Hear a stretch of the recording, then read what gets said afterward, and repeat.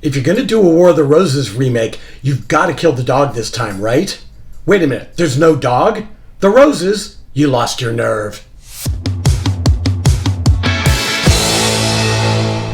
I was a fan of the Warren Adler novel, The War of the Roses, way before the film came out in 1989. Then the film, while kind of a classic because it's brutal and fairly uncompromising, they hedged their bets a little bit. It's a brittle East Coast novel that's written very much like a screenplay, so you can imagine the movie that was going to get made. And the film came out with Kathleen Turner and Michael Douglas, directed and co-starring Danny DeVito. And I felt that, first of all, the aesthetic was off. Danny DeVito's lawyer office was this weird green that just didn't feel real. Everything felt kind of fake, although the film at least had the good sense to look fairly dark, because this is a pitch black dark comedy. And the ending is kind of an all-timer. It really, really goes there. But there is a scene late in the movie where Kathleen Turner cooks a dinner for her husband, and they're at war with each other but living in the same house. And she intimates that she cooked their dog and is serving it to him. But they kind of lost their nerve. And we get this cutaway to the dog kind of going, "Bow." So I went, all right. I mean, you really shouldn't kill dogs, right? I mean, I'm a dog owner and a dog lover, and I don't like to see that. But in the context of this story, it was brutal and kind of appropriate. So, cut to this year, and Jay Roach of Meet the Parents fame, and even more importantly, husband to pop queen Susanna Hoffs of the Bangles, has directed The Roses. So they've taken the war out, and that is very telling here. And it's written by, checking notes, got to get his name right, Tony McNamara. Duh. He wrote The Favorite and Poor Things, really sharp, cutting writer. And he does really well here.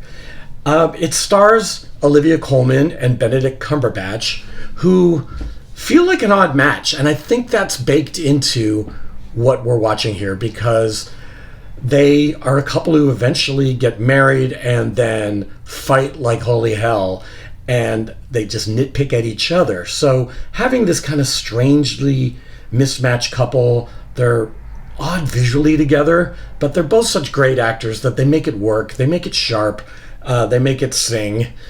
So instead of this East Coast setting that the novel was set in, it makes the mistake of setting it in Mendocino, California, which is bright and sunny, and dark comedies don't quite play in bright and sunny, in my opinion.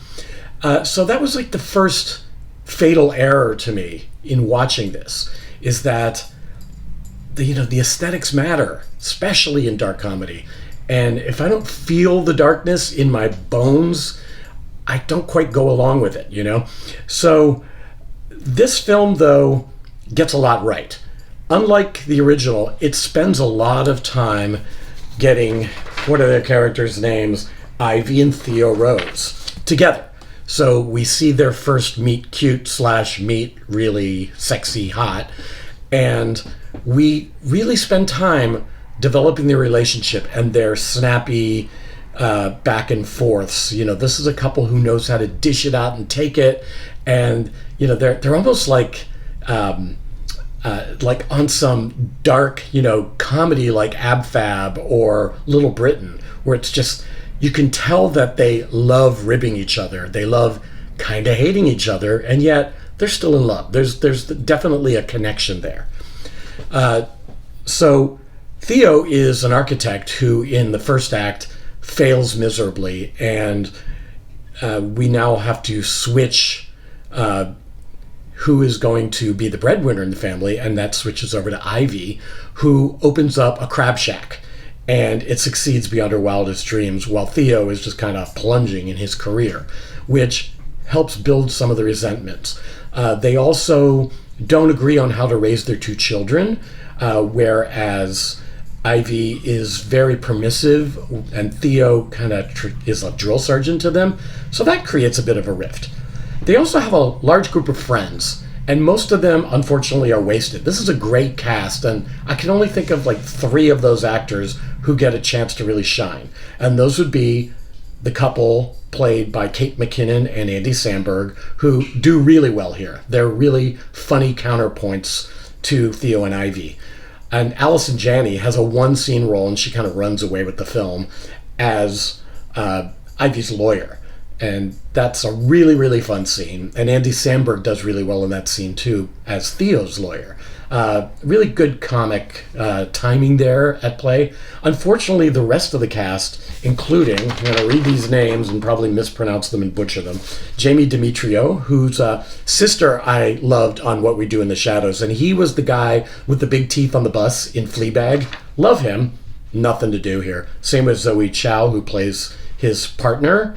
Just, these are talented actors who are wasted, or maybe all of it ended up on the cutting room floor. Don't know. Nkute Gatwa, who is the current Doctor Who, plays a guy who works for Ivy at her crab shack. He has a couple delightful little sparky lines, but that's about it. Nothing. No character, really. Sunita Mani, who also works at the restaurant, who I have loved from Glow, for example. Again, absolutely nothing. And she is a real comic find and just sadly wasted here. So, this film eventually does lead up to a war, but unlike the first film, it loses its nerve. And it gets a different ending. This film does have a different vibe, and I think is a little sharper than the original. The original is also pretty sexist and misogynistic. They kind of get you or want you to really hate Kathleen Turner's character, when I don't think she's all that wrong. In this, it's a little more fairly balanced, and we understand both points of view, and that's, credit to both of the stars, who are just fantastic. But in search of a different point of view with this, and I think that Jay Roach and Tony McNamara wanted to stick more closely to the novel, they find a last act that loses its nerve. It doesn't quite go where you want it to go. Yes, we get a chandelier in a completely different way in this film than in the classic scene in the original, but it feels like this is more a love story than a hate story.